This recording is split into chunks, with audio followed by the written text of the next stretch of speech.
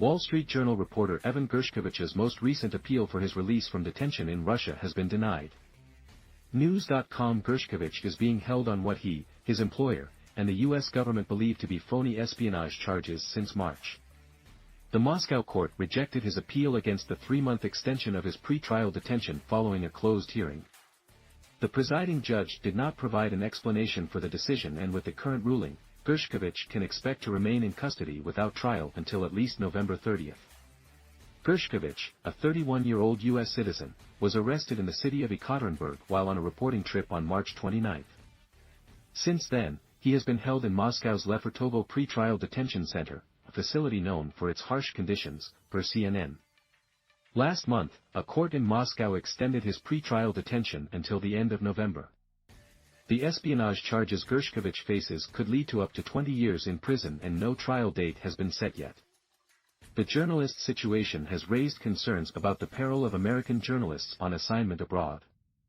During a Clinton Global Initiative, a non-profit organization launched by former President Bill Clinton aimed at addressing international issues, meeting in New York City, Almar Latour, CEO of Dow Jones and publisher of the Wall Street Journal, spoke about the impact of Gershkovich's continued detention on American journalists' safety while working overseas.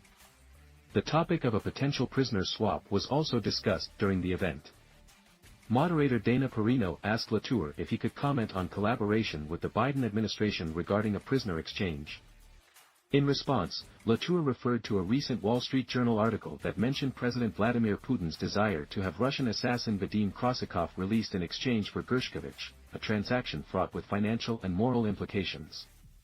The Russian Foreign Ministry has previously indicated that they would consider a prisoner swap for Gershkovich, but only after a verdict in his trial. Espionage investigations and trials in Russia often last for more than a year.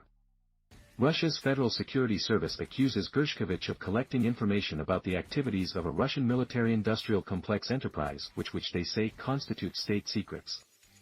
They also allege that he was acting on the instructions of the American administration, but to date, Russia has not provided any evidence to support these charges. Gershkovich and his employer deny the allegations, and the U.S. government has declared him wrongfully detained.